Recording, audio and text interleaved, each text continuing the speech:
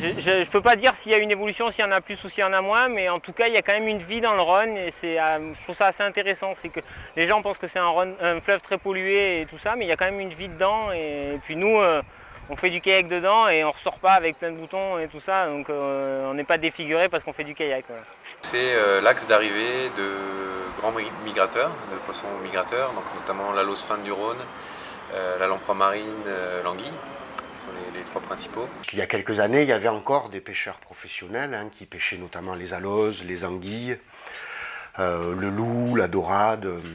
Et ces gens-là, aujourd'hui, ont disparu. La législation leur interdit de commercialiser le poisson vendu, donc leur activité économique s'arrête.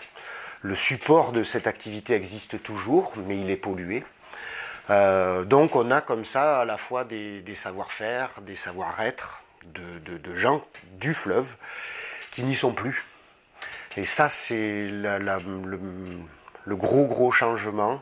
Que toutes les activités anciennes du Rhône, la pêche à la lose, donc avec les vis-revis qui étaient des bateaux avec des nasses qui prenaient les poissons au bord du Rhône avec les gens qui venaient discuter, passer l'après-midi, n'existe plus. Avec le phénomène du PCB, le monde de la pêche est moins présent sur le fleuve, puisqu'il y a eu des impacts. Donc là où il y avait beaucoup plus de gens qui pêchaient dans le Rhône, on se rend compte qu'il y en a quand même moins.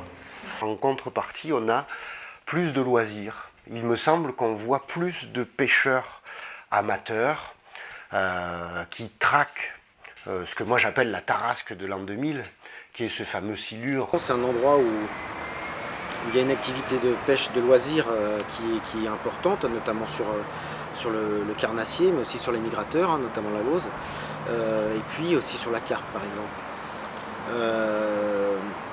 C'est un endroit qui, même s'il a été très aménagé, on peut quand même avoir l'impression d'être au milieu de nulle part. Donc il y a cet aspect qui fait qu'il est attractif aussi pour la pêche, mais également pour prendre l'air tout simplement. Même dans la pêche de loisirs, on sent bien qu'il y a eu une cassure à ce niveau-là. On est voisin avec la ville de Port-Saint-Louis.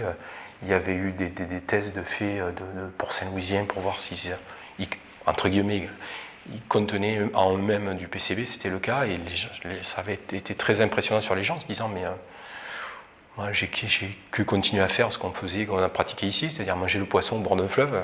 L'évolution, elle est plutôt positive. Voilà, nous, on s'occupe de poissons qui fréquentent le Rhône régulièrement, qui fréquentent pour grandir, pour se reproduire, qui, jusqu'à présent, ont connu des difficultés de circulation essentiellement. Aujourd'hui, alors tout n'est pas parfait, mais ça s'est amélioré. Petit à petit, les choses avancent. Il faudra encore des années pour retrouver des situations historiques, mais voilà, l'essentiel, c'est d'avancer, et puis d'avancer tous ensemble dans la même direction.